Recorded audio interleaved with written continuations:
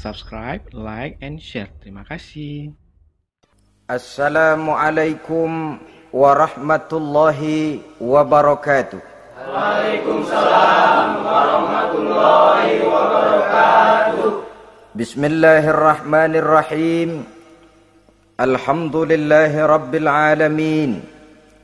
Wassalatu wassalamu ala ashrafil anbiya'i wal mursalin, Sayyidina wa maulana Muhammadin wa ala alihi wa ashabihil mujahidin at-tahirin, amma ba'du. Saudara-saudara kaum muslimin rahimakumullah. Pada pertemuan terdahulu kita sudah membicarakan orang-orang yang menjadi teman-teman setan dalam kehidupan di dunia ini. Maka pada pertemuan kali ini kita akan membicarakan tentang siapa yang menjadi musuh-musuh setan di dalam kehidupan. Dengan satu catatan, berbahagialah mereka yang menjadi musuh-musuh setan, tetapi celakalah mereka yang menjadi teman-teman setan. Bagaimanapun juga di dalam kehidupan ini, apabila orang telah memproklamirkan bendera permusuhan kepada kita, maka kita tentu seharusnya bersikap waspada dan mawas diri. Demikian juga iblis dan seluruh bala tentaranya yang terdiri daripada setan-setan. Mereka telah mengibarkan bendera permusuhan kepada Nabi Adam dan anak cucunya, kepada kita umat Rasulullah sallallahu alaihi wasallam. Akan sengsara dan celaka jika kepada iblis dan setan yang telah nyata-nyata mengibarkan bendera permusuhan itu kita mengadakan toleransi, mengadakan kerjasama, dan menjadi budak yang memperturutkan kemauan daripada iblis dan setan. Siapa yang menjadi musuh-musuh setan dalam kehidupan ini? Inilah pertanyaan berikutnya yang diajukan oleh baginda Rasul kepada iblis. Hai iblis, kalau teman-temanmu adalah seperti yang telah engkau jelaskan tadi, sekarang cobalah beritahu saya, siapa di antara umatku yang menjadi musuhmu dalam kehidupan ini? Atas pertanyaan ini iblis laknatullah menjawab, ya Rasul, musuh-musuhku di antara umatmu, pertama anta ya Muhammad. Musuhku yang pertama adalah engkau, wahai Muhammad. Kenapa iblis mencatat Nabi Muhammad sebagai tokoh nomor satu dalam deretan musuh-musuhnya? Mudah difahami. Pertama, keberadaan Rasul merupakan rahmah lil alamin, rahmah bagi lingkungan. Yang kedua, beliau berfungsi menyelamatkan manusia dari tempat yang gelap gulita, dari tempat kesesatan menuju tempat yang terang benderang, penuh berisi petunjuk dan hidayah dari Allah Subhanahu wa taala.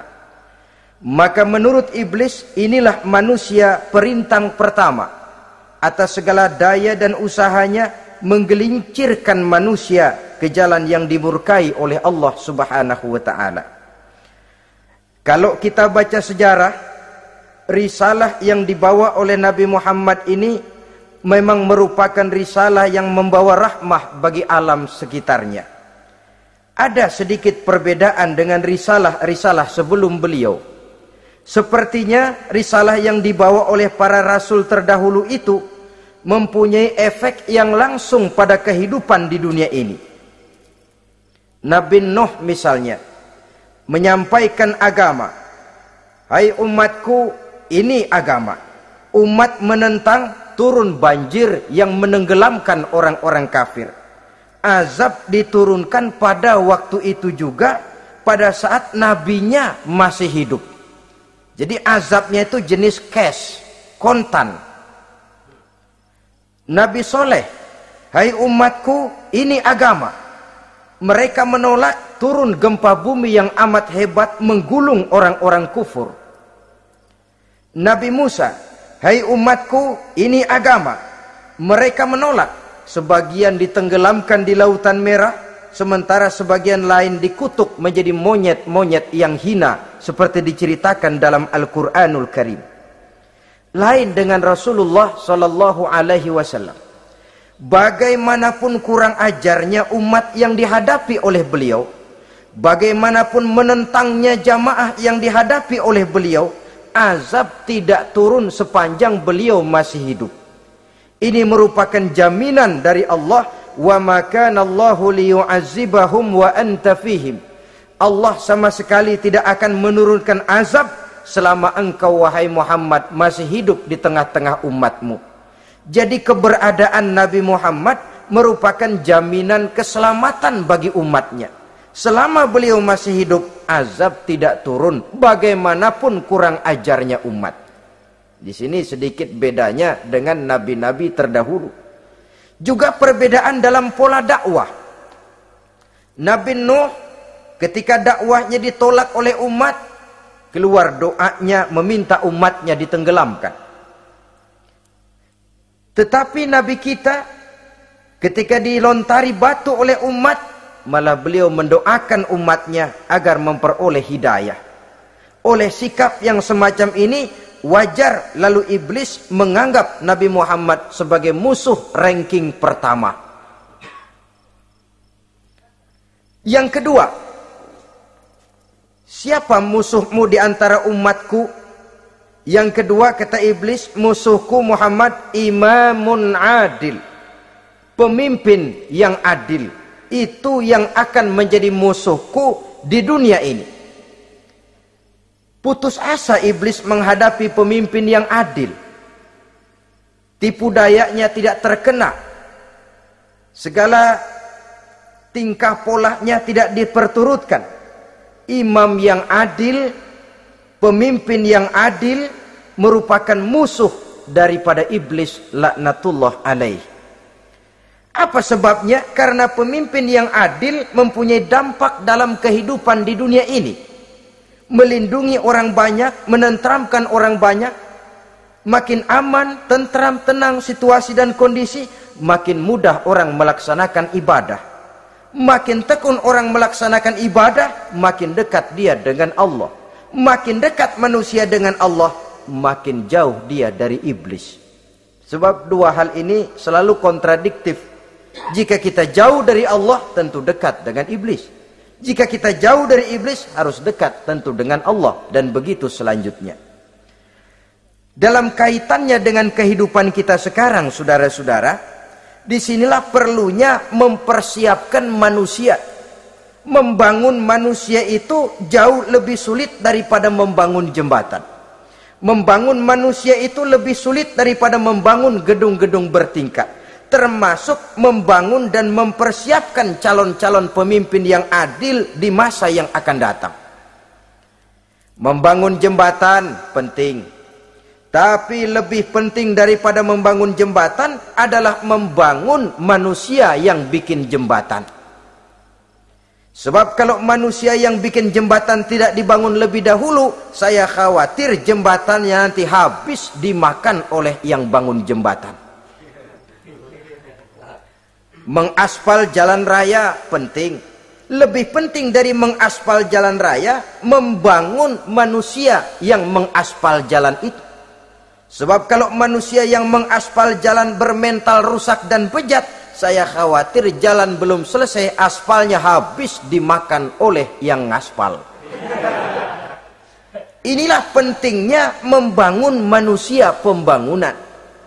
Semua tugas-tugas besar, semua pekerjaan-pekerjaan yang baik harus berangkat dari niat yang baik, berangkat dari hati yang bersih. Siapapun adanya kita, apapun profesi kita. Yang jadi kiai, marilah berangkat dari niat yang bersih. Yang jadi mubalik, marilah berangkat dari niat yang bersih. Niatnya itu mau menghidupkan Islam atau mau cari hidup jual Islam. Kalau mau menghidupkan Islam, mari sama-sama kita berjuang. Tapi kalau mau cari hidup untuk dengan menjual Islam, minggir saja daripada nanti bikin malu. Yang mengurus masjid, mari berangkat dari niat yang bersih. Ngurus masjid itu niatnya mau menghidupkan masjid atau mau cari hidup di dalam masjid. Kalau mau menghidupkan masjid, mari. Tapi kalau mau mencari hidup di dalam masjid, tolong minggir saja daripada nanti bikin aib. Yang jadi orang alim, mari berangkat dari niat yang bersih. Jangan memperjualbelikan fatwa, yang halal dikatakan haram, yang haram jadi samar-samar, nanti membingungkan umat. Berangkat dari niat yang bersih, membangun manusia, pembangunan. Ini barangkali istilah yang lebih kena. Saudara-saudara kaum muslimin rahimakumullah, setiap kita pada hakikatnya punya bakat. Secara fitrah yang kita bawa, bakat apapun kita ini punya. Saudara punya bakat jadi pemimpin, saudara pun punya bakat jadi pengkhianat. Saudara punya bakat jadi orang soleh, saudara juga punya bakat jadi orang salah. Saudara punya bakat jadi orang besar, saudara pun punya bakat jadi orang hina. Seluruh bakat ada di dalam diri kita. Tinggal nanti pertumbuhannya mana yang lebih subur. Saudara punya sifat berani, saudara pun punya sifat takut. Seberani-beraninya orang mesti ada sifat takutnya. Nanti mana yang tumbuh lebih subur? Kalau takutnya tumbuh lebih subur, dia akan jadi orang penakut. Kalau beraninya yang tumbuh lebih subur, dipupuk oleh lingkungan, pendidikan dan sebagainya, dia akan tumbuh jadi orang pemberani. Oleh karena itu, agama merupakan lingkungan yang subur untuk menumbuhkan benih-benih yang baik yang kita bawa bersamaan dengan lahirnya kita ke alam dunia ini. Setiap kita, saya, saudara, punya bakat jadi pemimpin, punya bakat jadi pengkhianat, punya bakat jadi pengabdi, punya bakat jadi koruptor, punya bakat jadi pemelihara, punya bakat jadi perusak. Tinggal nanti lingkungan, pendidikan yang menumbuhkan mana yang tumbuh lebih subur. Kalau lingkungan saudara lingkungan maling, maka sifat pengkhianat akan tumbuh lebih subur. Kalau nanti saudara jadi pemimpin, insya Allah korupsi. Lingkungan yang menumbuhkan sifat mengabdi, sifat berbuat tanpa pamrih, dikalahkan oleh sifat pengkhianat dan korupsi itu yang dibentuk oleh lingkungan, pendidikan, pengalaman dan sebagainya. Oleh karena itu, secara dini agama menanamkan, menyuburkan fitrah-fitrah yang baik yang kita bawa bersamaan dengan hadirnya kita dalam kehidupan ini. Sebab itu seorang penyair bernama Syauqi mengatakan dalam sebaik syairnya, waladatka ummuka ya ibna adam bakian wan nasu haulaka yadhakuna surura. Hai manusia, pada saat kamu dilahirkan kamu menangis dan orang lain di sekelilingmu ketawa. Kakek senyum dapat cucu baru, paman gembira dapat keponakan baru, sementara kita yang lahir menangis. Betul apa benar? Apa ada saudara yang begitu dilahirkan terus nyengir? Saya kira kabur dukunnya itu. Setiap kamu hai manusia lahir dalam keadaan menangis, orang sekelilingmu tertawa. Karena itu katakan kepada mereka yang senyum di sekelilingmu, hai manusia, pada saat saya dilahirkan saya menangis dan kamu semua tertawa. Baik manusia. Tapi nanti pada satu saat harus terjadi kebalikannya. Kalau dikala saya lahir saya menangis dan kau semua senyum, nantilah manusia. Kalau satu saat saya meninggalkan alam dunia ini, saya akan berangkat dengan senyum. Dan kalian semua akan berurai air mata. Kalau perlu dari Sabang sampai Merauke kibar bendera setengah tiang. Kalau perlu. Jangan terbalik, kita mati melotot orang malah gembira. Karena hidup selalu membawa sifat-sifat yang merusak. Inilah orang kedua yang menjadi musuhnya iblis dan beruntung menjadi musuh iblis. Siapa? Imamun adil, pemimpin yang adil.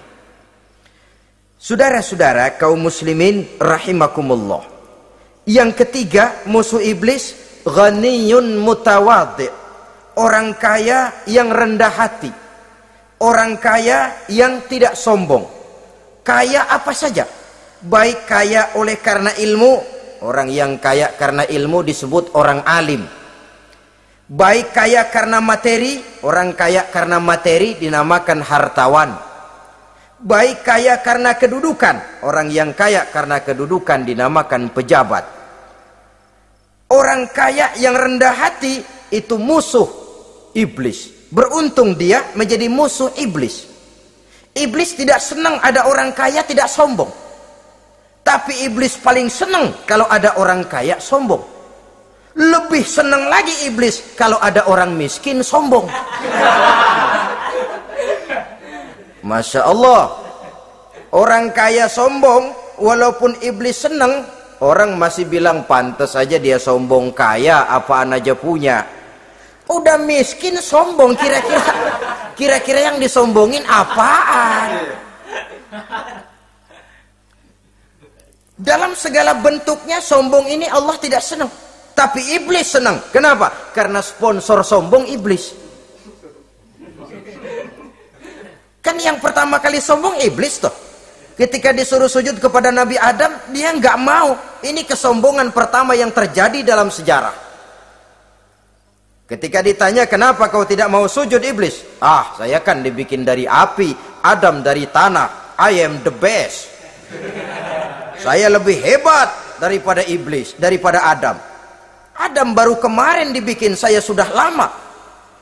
Kata Allah, kamu sombong iblis, ini surga bukan tempat orang sombong. Keluar! Terusir dia dari surga. Jadi, kesombongan pertama adalah kesombongan yang dilakukan oleh iblis. Dan dia tanamkan itu kepada kita supaya jadi orang sombong. Karena itu sombong ilmu Allah nggak senang, tapi iblis senang. Mentang-mentang ada ilmunya. Nih, satu-satunya ustadz di sini ya. Semua mesti ngaji sama gue. Kalau nggak ngaji sama gue, Islamnya kurang tapi bener. Sombong karena ilmu. Sombong karena pangkat. Mentang-mentang pakai bintang di pundak, jalan pundak duluan. Yang wajar saja hidup ini. Sombong harta pun begitu. Kaum muslimin rahimakumullah. Orang kaya yang rendah hati dimusuhi oleh iblis, tapi dicintai Allah, dicintai Rasul, dicintai malaikat. Caranya bagaimana? Kembali kepada satu kesadaran bahwa pada saat terlahir ke alam dunia ini tidak ada yang pernah kita bawa. Kalau sekarang kita punya rumah, punya kebun, punya kendaraan, punya pabrik, punya segala macam benda, apa itu? Titipan. Pada suatu saat akan diambil kembali oleh yang menitipnya. Kalau titipan itu pandai kita jaga, pandai kita syukuri, titipan akan makin banyak. Sama juga kita dalam kehidupan. Kalau orang bisa kita percaya, saya mau pergi ke luar negeri, rumah saya titip kepada tetangga. Saya pulang dari luar negeri, isi rumah tetap tidak berkurang, malah dibersihi, malah disapu, dihilangkan kotorannya. Tentu bukan main syukur saya, girang saya. Akan bertambah kepercayaan saya untuk menitipkan apa saja. Ini makna la in syakartum la azidannakum wa la in kafartum inna azabi lasyadid. Kalau kamu pandai bersyukur, aku tambah nikmat. Tapi kalau kamu ingkar, azabku teramat pedih. Artinya apa? Nikmat bisa berubah menjadi azab kalau kita tidak pandai mensyukurinya. Ma'asyiral muslimin rahimakumullah. Orang yang kaya ilmu lalu rendah hati, tidak selalu ingin menonjolkan diri. Ini kadang-kadang yang tanggung ini yang bikin berabe. Alim bener enggak, geblek bener juga enggak. Yang sedikit-sedikit mau nonjolin diri. Kalau enggak jadi imam enggak mau ke masjid. Enggak jadi imam enggak mau ke musola. Pokoknya kalau enggak jadi imam marahan sama musola. Macam mana? Saudara-saudara kaum muslimin, rendah hati. Tidak selalu ingin menonjolkan, sebab orang yang selalu ingin menonjolkan dirinya biasanya orang yang kekurangan kepercayaan kepada kemampuan dirinya sendiri. Dia selalu ingin dinomorsatukan. Dia selalu ingin ditempatkan pada ranking teratas. Dia tidak percaya diri. Orang yang percaya diri dapat bersikap wajar dalam kehidupan. Begitu juga kaya karena harta, dengan menyadari bahwa harta bagaimanapun banyaknya titipan dari Allah. Pada suatu saat akan kembali. Dia harus dimanfaatkan sesuai dengan kehendak yang menitipnya. Begitu juga kaya oleh karena pangkat, kedudukan, dan jabatan. Pada suatu saat jabatan itu akan hilang dari diri kita. Karenanya sering saya jelaskan bahwa pangkat di dunia ini yang paling tinggi pensiun. Titel yang paling akhir almarhum. Saudara setuju atau tidak, titel itu akan saudara dapat. Bagaimanapun kita cinta kepada pangkat, kedudukan, entah pada akhirnya suatu saat akan sampai kepada posisi yang namanya pensiun. Kalau sadarlah kita kepada pemikiran ke arah sana, maka untuk mencapai kekayaan, baik kekayaan harta, kekayaan kedudukan, tidak lalu menghalalkan segala cara untuk mencapai tujuan, tapi dibatasi oleh norma dan kaedah yang harus dia taati, baik kaedah agama maupun kaedah bernegara. Inilah orang ketiga yang menjadi musuhnya iblis, orang kaya yang rendah hati, orang kaya yang tidak sombong. Yang keempat, saudara-saudara, tajirun shadiq, pedagang, pengusaha yang jujur. Iblis gedek betul, benci bukan main sama pengusaha, sama pedagang yang jujur, yang tidak ngurangi timbangan, tidak nipu pembeli, tidak barang yang jelek dibilang bagus, atau yang bagus di atas yang jelek di bawah, atau dicampur yang baik dengan yang jelek supaya kelihatan semuanya jadi baik.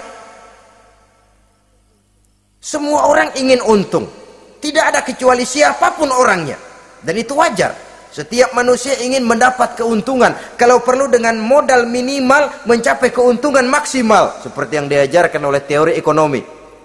Itu kan yang namanya produktif kan. Satu usaha dinamakan produktif, bagaimana kita mengeluarkan modal minimal bisa mencapai keuntungan maksimal. Silakan. Bahwa manusia ingin untung itu insting, naluri, fitrah. Tidak ada orang yang mau rugi. Tapi cara mencapai keuntungan itu yang membedakan antara seorang muslim dengan yang bukan muslim. Sudah pernah saya sampaikan, apabila kaum pengusaha, para pedagang sudah dijangkiti penyakit yang tidak jujur, yang akan timbul adalah kekacauan ekonomi. Kekacauan ekonomi bisa menimbulkan revolusi sosial, dan revolusi sosial merupakan kiamat satu generasi. Semua kericuhan hampir bermuara dari perut, dan itu ekonomi. Orang nodong perut, orang korupsi perut. Ya walaupun korupsi kalau sudah kelas kakap tidak lagi sekedar urusan perut. Ya perut apa yang diurusin kalau korupsinya miliaran itu? Perut jin barangkali. Saudara-saudara kaum muslimin rahimakumullah.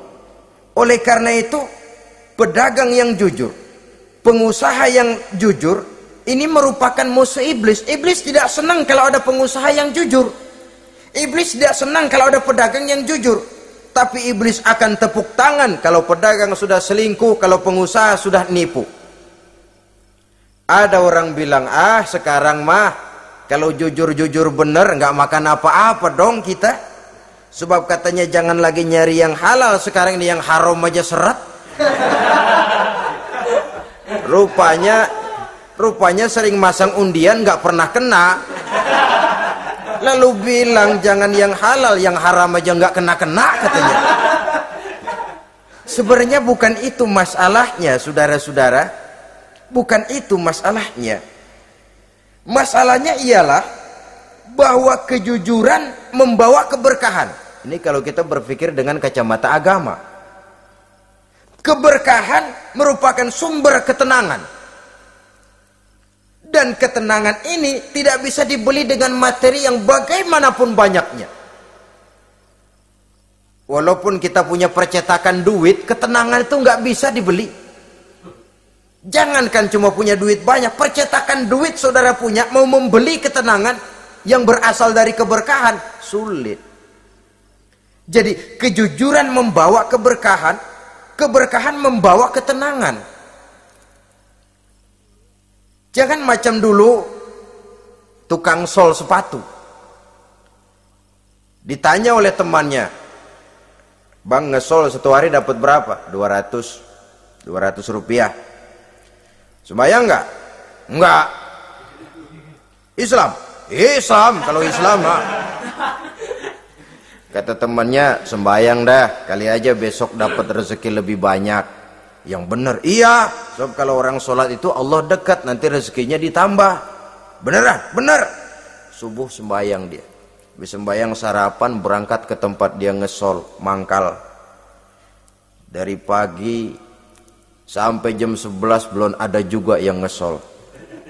Mulai bimbang hatinya.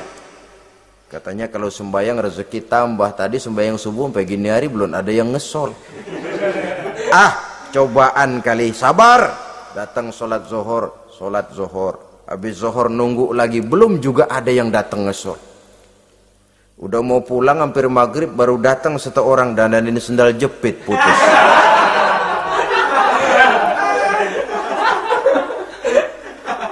Sudah bayar 25 rupiah, pulang dia si tukang sol ini, ketemu sama temennya yang nyuruh sholat tadi. Ditanya, "Bagaimana penghasilan ini hari?" Apa dijawab? "Gua kapok deh sembahyang."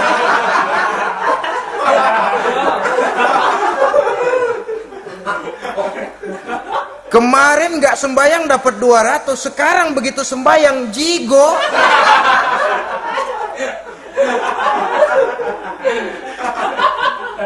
Dia tidak sadar bahwa dengan dari kacamata agama, 25 rupiah yang membawa berkah jauh lebih baik ketimbang 200 uang panas. Dari kacamata agama, 25 rupiah yang membawa berkah lebih baik daripada 200 rupiah tapi panas. Sebab panas menjauhkan kita dari ketenangan. Itulah sebabnya, maka pedagang yang jujur, pengusaha yang jujur menjadi musuh setan dan beruntung. Sekarang jadi pengusaha jujur-jujur nggak dapat proyek, Pak. Kalau nggak bisa semir semur. Padahal agama sudah menjelaskan ar-rashi wal murtashi finnar. Orang yang nyogok dan orang yang disogok, dua-duanya neraka.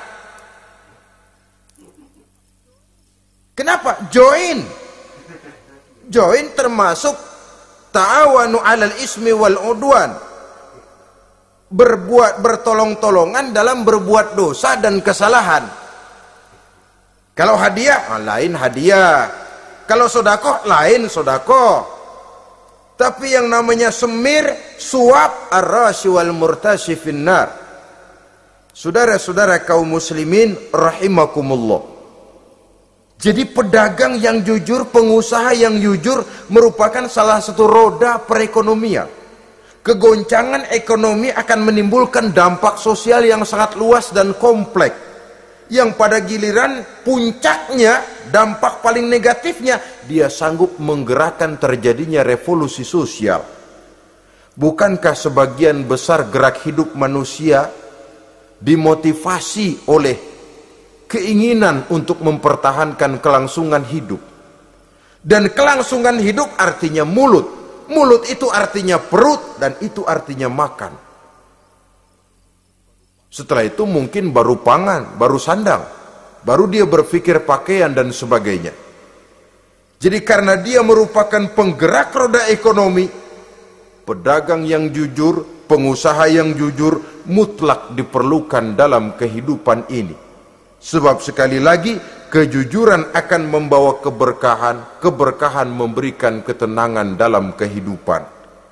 Oleh karenanya kita umat Islam, biarin duit kita banyak, asal berkah. Itu tentu idealnya. Ketimbang dikit tidak berkah, lebih baik ia banyak, ia berkah. Dan keberkahan itu datang lewat kejujuran.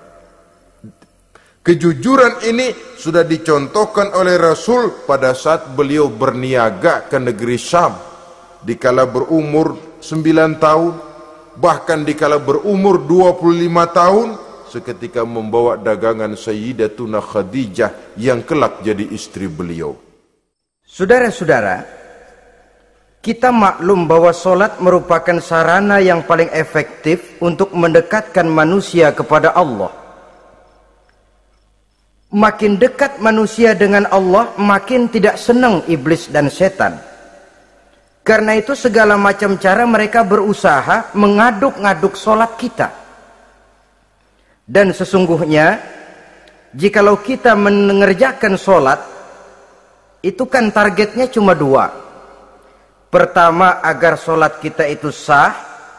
Yang kedua, agar solat kita itu qabul, yakni diterima oleh Allah.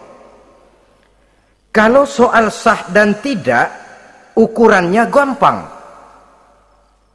Saya kalau ditanya orang, Pak, solat saya sah atau tidak? Saya bisa jawab. Saudara, solatnya syarat rukunnya cukup apa tidak? Cukup, sah. Itu kalau perkara sah.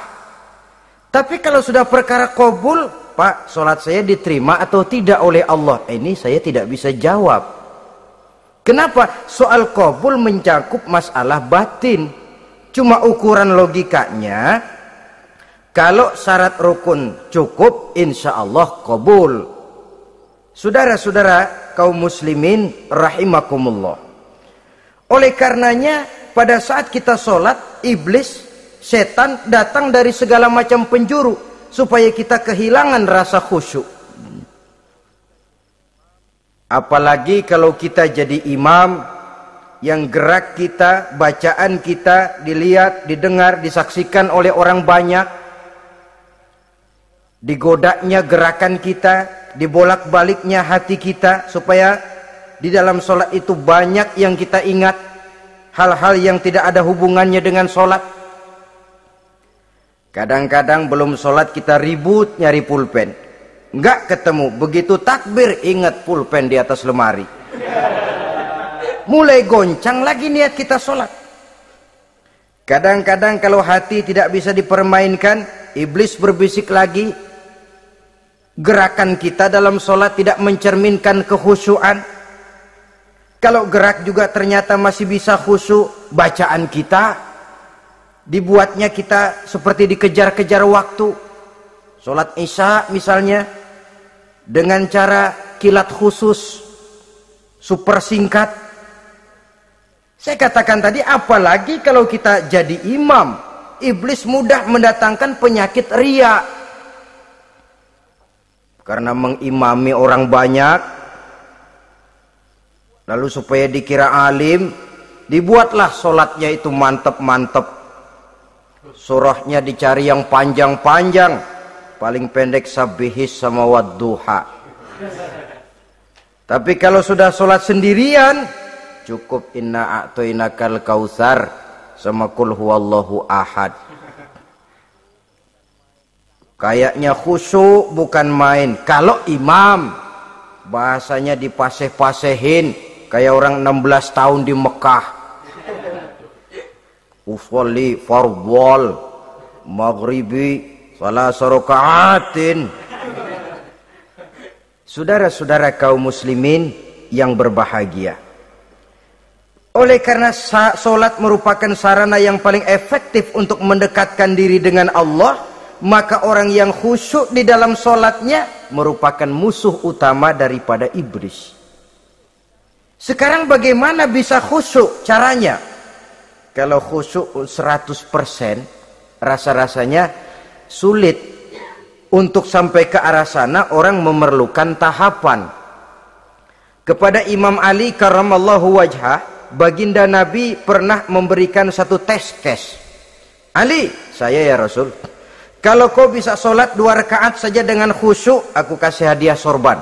Baik ya Rasul. Sembahyang Imam Ali 2 rakaat, selesai sholat, assalamualaikum wassalamualaikum. Rasul bertanya, yang mana sorbannya Li? Tanpa nengok, Imam Ali menjawab, yang hijau ya Rasul. Setelah menjawab yang hijau, Rasul berkata, kamu tidak khusyuk Li. Kenapa? Soalnya tadi waktu sembahyang mikirin, nanti kalau ditawarin sorban pilih yang hijau aja ah. Sehingga begitu ditanya refleks menjawab, yang mana li? Yang hijau saja ya Rasul.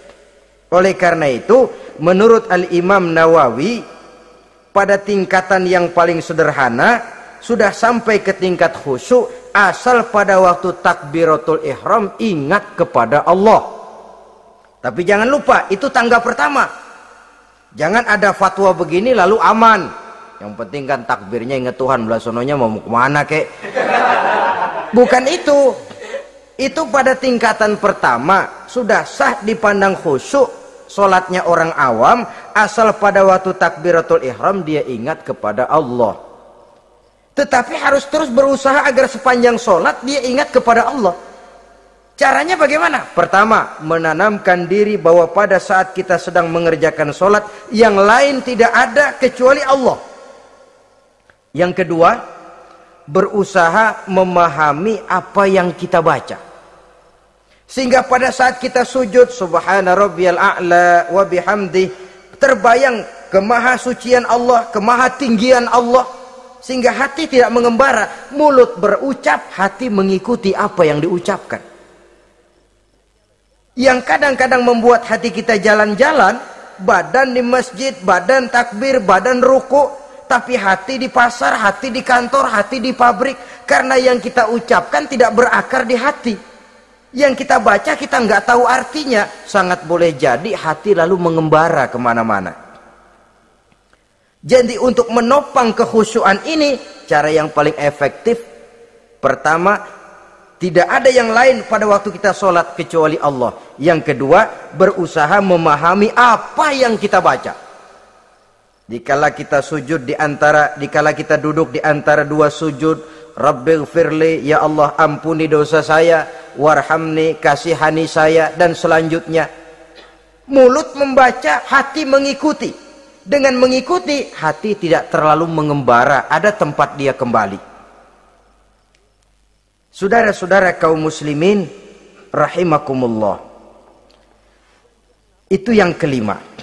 Yang keenam, yang menjadi musuh iblis, mukminun nasih. Orang mukmin yang suka memberikan nasihat. Orang mukmin yang suka memberikan petunjuk.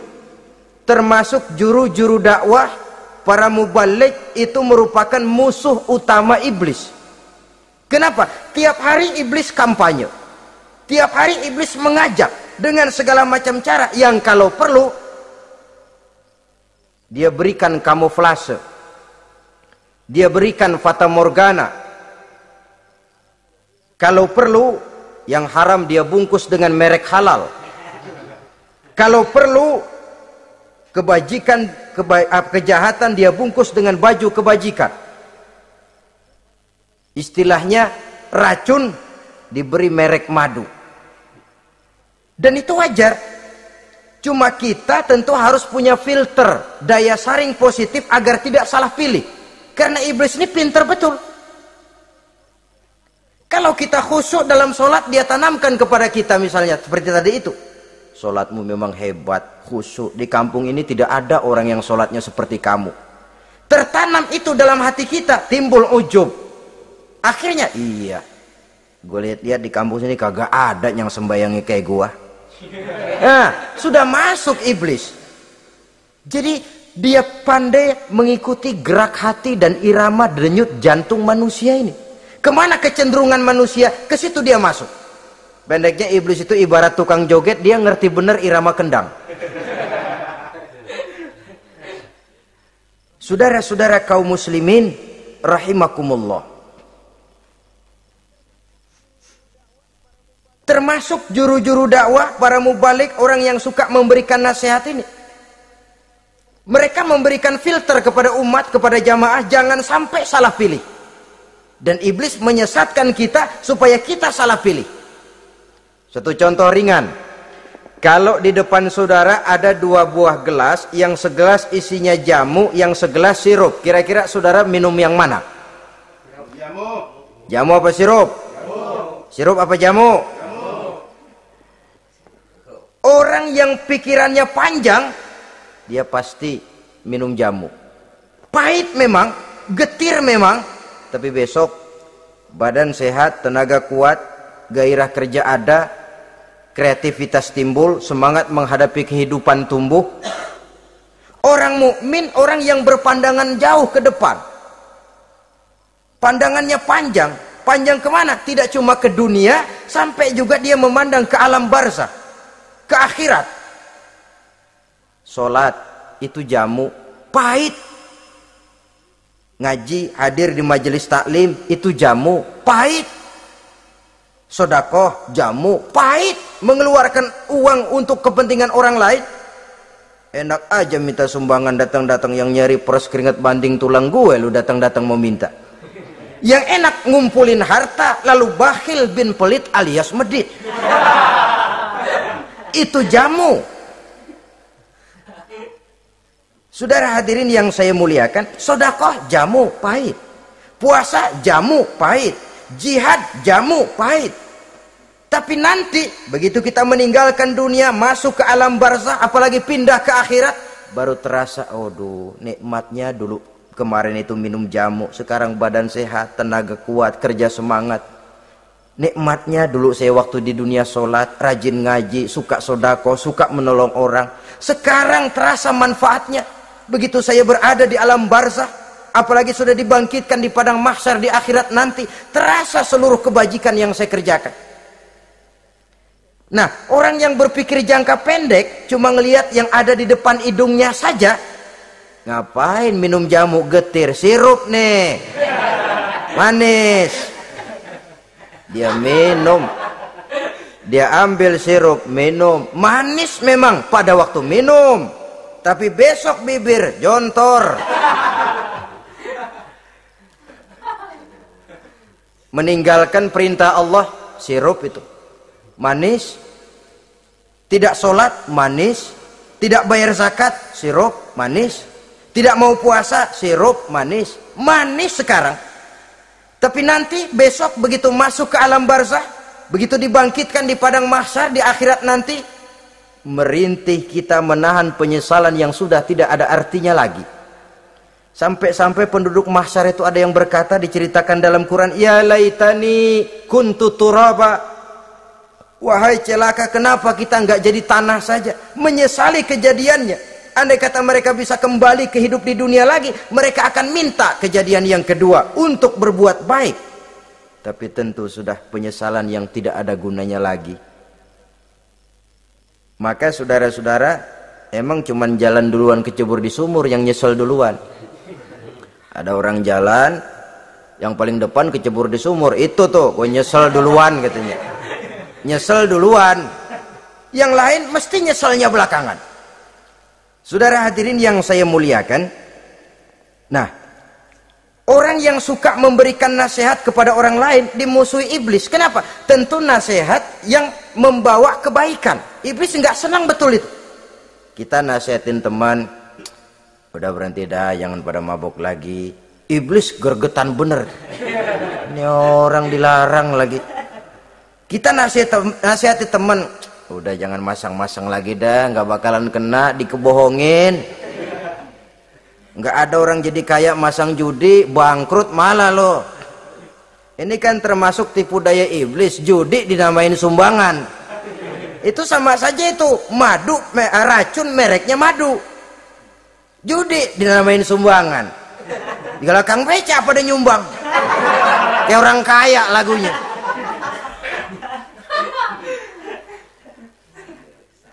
Saudara-saudara kaum muslimin rahimakumullah, adalah kewajiban kita memang untuk tawasau bil haq, saling nasihat menasihati. Setiap kita juru dakwah, setiap kita wajib menyampaikan apa yang sudah kita tahu kepada orang yang belum atau kurang tahu. Saudara yang bisa bismillah wajib mendakwahkan bismillah itu kepada orang yang belum tahu bismillah.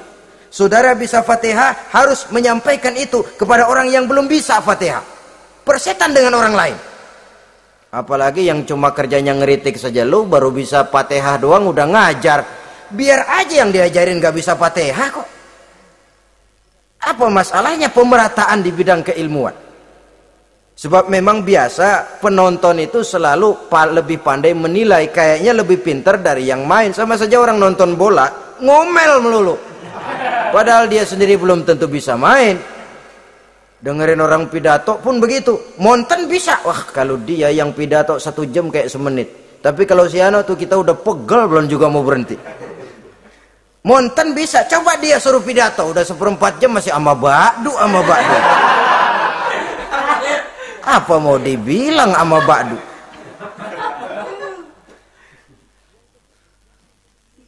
Yang ketujuh, yang menjadi musuhnya iblis, taibun sabitun ala taubatihi, orang yang bertaubat dan tetap di atas taubatnya. Secara jujur, tidak ada manusia yang tidak punya salah. Dan orang yang baik memang bukan orang yang tidak punya salah. Karena tidak ada orang yang tidak punya salah. Orang yang baik adalah orang yang apabila melakukan kesalahan dia segera sadar, dijadikannya itu sebagai pelajaran untuk tidak diulanginya lagi pada masa yang akan datang. Biasanya kita menghakimi orang pintar, kita nggak merasa bahwa kita juga punya kesalahan. Kalau kita ngelihat maling ayam kita teriak, padahal kita nyolong kambing. Lebih besar dari si maling ayam, merasa diri lebih benar dari yang lain, padahal kita lebih kotor dan lebih jelek. Hilang sifat introspeksinya. Yang kita musuhi, yang kita caci maki, tahu-tahu kita sendiri yang melakukannya. Saudara-saudara kaum muslimin, orang yang bertaubat dan tetap dalam taubatnya stabil, itu musuh iblis. Apa ada orang yang taubatnya nggak tetap? Ada, yang istilah kita taubat sambal namanya. Kalau dia makan sambal kepedesan, taubat makan sambal. Besok mau makan kagak ada sambal, ngomel. Mana sambal? Kemarin udah taubat, sekarang mana sambal? Ini taubat yang namanya taubat sambal. Istighfar, habis istighfar nyolong lagi, istighfar lagi, besok nyolong lagi, istighfar lagi. Itu taubat yang tidak tetap namanya. Allah Maha Pengasih dan Penyayang dengan segala kebesarannya. Ia akan memaafkan segala perbuatan yang bersifat salah dari hamba-hambanya. Cuma manusia kadang-kadang yang tidak mau memaafkan dirinya sendiri. Amat dungu manusia macam ini, membiarkan dirinya hanyut berlarut dalam lembah dosa, sementara dia diberikan umur tidak digunakannya untuk bertaubat.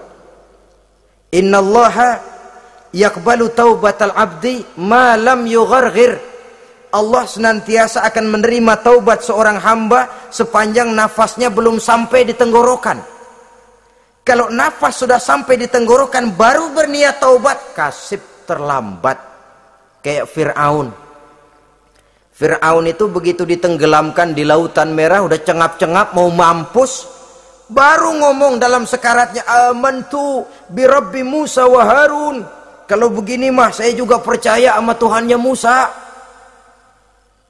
Udah sekarat baru mau taubat, malaikat maut gemes banget dilelepin, mati.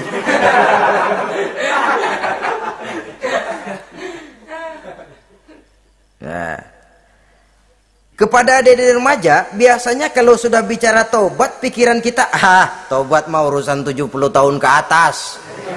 Kita masih lama ini. Sebenarnya tidak.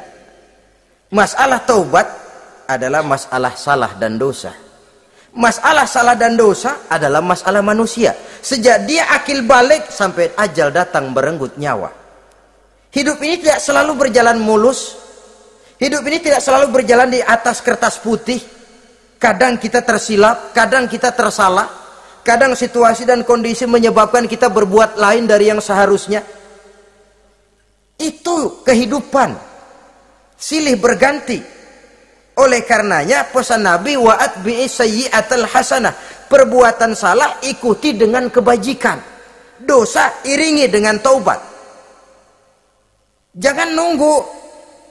Saya untuk taubat takut nanti bikin lagi. Nah, ini namanya punya harapan mau bikin lagi. Nanti aja dah kalau tua-tuaan. Saudara, kalau dosa itu ditumpuk, itu sama saja kotoran yang menodai hati.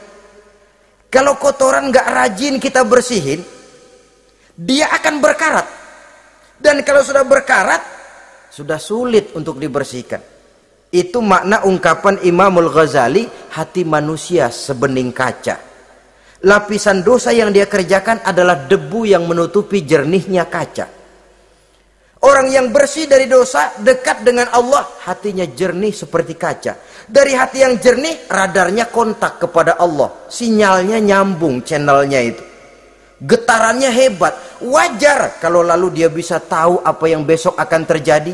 Diberitahu oleh Allah. Yang namanya ilmu laduni itu. Ilmu yang ditransfer langsung oleh Allah. Karena kebersihan hatinya. Ah, mana ada orang nggak belajar bisa pinter. Iya, kalau hatinya butek emang nggak ada. Tapi kalau Allah mau berberangkat dari hati yang bersih, yang kontaknya nyambung kepada Allah, hati itu seperti kaca, kata Imam Ghazali. Dosa yang kita lakukan adalah debu. Kalau debu sedikit datang kita lap, datang lagi kita bersihin, datang lagi kita bersihin, insya Allah nggak sampai jadi noda di atas kaca itu. Tapi kalau nunggu debu itu sampai bertumpuk, besok aja ngelapnya dah, besok aja ngebersihinnya, bertumpuk dia, sulit membersihkannya. Walaupun kena, nodanya tentu tertinggal di atas kaca itu. Karena itu dalam kehidupan remaja misalnya, pemuda misalnya, kita tidak bisa menolak mode, tidak bisa menolak musim. Modenya disco, modenya breakdance, modenya joget, modenya jaipongan. Mode pada waktunya habis, ya habis. Tapi bagaimanapun dia akan punya dampak, memberikan bekas dalam membentuk kepribadian. Dan ini efek yang tidak kita inginkan. Efeknya, bukan modenya itu. Jadi oleh karenanya saudara-saudara, masalah taubat bukan masalah 70 tahun ke atas, tapi masalah manusia sejak dia akil balik sampai ajal datang merenggut nyawa. Sepanjang nafas belum sampai di kerongkongan, Allah akan menerima taubat seorang hamba. Bahkan dalam hadis qudsi Allah menyatakan, "Lau amiltumul khotoya hatta mala'atis sama thumma nadimtum fataballahu alaikum." Kalaupun kamu berbuat dosa sampai penuh langit dengan dosamu, kemudian kamu bertaubat dan menyesal, Allah pasti akan menerima taubatmu. Jadi orang yang taubat dengan sebenarnya dan tetap dalam taubatnya, itu musuh iblis. Tapi orang yang taubatnya angin-anginan, iblis demen banget. Hari sembahyang, besok mabok, besoknya lagi nyolong, besoknya lagi zina, besok taubat lagi. Kata iblis, surak, iya lo gocet dah Tuhan.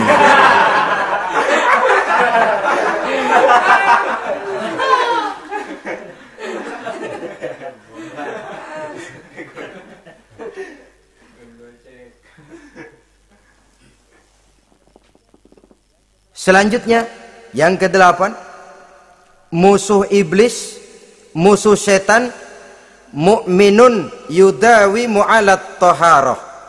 Orang mukmin yang membiasakan diri selalu dalam keadaan bersuci. Baik dari hadas kecil, lebih-lebih dari hadas besar. Wudu utamanya memang untuk sholat. Tapi membiasakan wudhu dalam kehidupan sangat baik sekali. Mau ke kantor wudhu dulu, mau ke pasar wudhu dulu, mau ngajar wudhu dulu. Apa sebabnya? Karena dalam keadaan suci, orang ada sikap memelihara kesuciannya.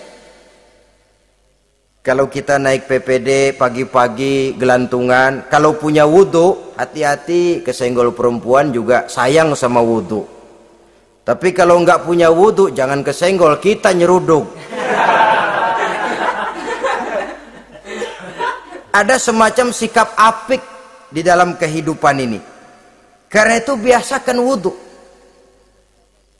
untuk menjaga kebersihan diri, kebersihan zahir, kebersihan batin, belum lagi kemanfaatan di akhirat. Sebab kata Nabi, inna ummati ya'tuna yaumal qiyamah ghurran muhajjalin min asaril wudhu. Umatku di akhirat nanti akan datang menghadap Allah dengan muka berseri-seri, bersinar-sinar dari sebab sering wudhu. Sehingga tidak usah mengaku pun Rasul akan memanggil karena muka yang sering tersentuh air wudhu ini. Mu'minun yudawimu alat toharoh. Orang mukmin yang selalu membiasakan diri berada dalam keadaan suci, berwudhu. Kita lihat ajaran wudhu ya. Dari sejak bacaan-bacaannya saja itu sudah membawa manfaat. Lalu dari segi bahwa kita manusia sering tersilap melakukan dosa-dosa kecil. Dosa-dosa kecil itu oleh air wudhu dia rontok. Tangan kita suka colak-colek pada saat membasuh dua tangan. Allahumma inni as'alukal yumna wal barakah wa a'udzubika minasyu'mi wal halakah. Dosa yang ada di tangan itu rontok. Mata kita suka pelotot, nggak karu-karuan pada saat membasuh muka. Nawaitu raf'al hadasil asghar. Dosa yang ada di mata rontok. Dari segi pembersihan batin. Belum lagi dari segi pembersihan zahir. Sehari semalam kalau 5 kali saja kita terkena air wudhu, itu sudah menjaga kesehatan dan kebersihan. Saudara-saudara kaum muslimin rahimakumullah. Yang ke-9, orang yang menjadi musuh iblis yaitu mutawarra'un anil haram. Orang yang memelihara diri dari yang diharamkan oleh Allah. Terpelihara dirinya, terpelihara yang dimakannya, yang diminumnya dari jenis-jenis yang haram, baik sedikit maupun banyak. Jangan cuma teriak haram waktu sedikit, tapi giliran banyak halal. Sama saja orang dikasih tahu, itu ada cerita anak-anak, Pak Haji punya anak main judi, dikasih tahu, Pak, anak bapak main judi, astagfirullah katanya. Tapi menang Pak, alhamdulillah.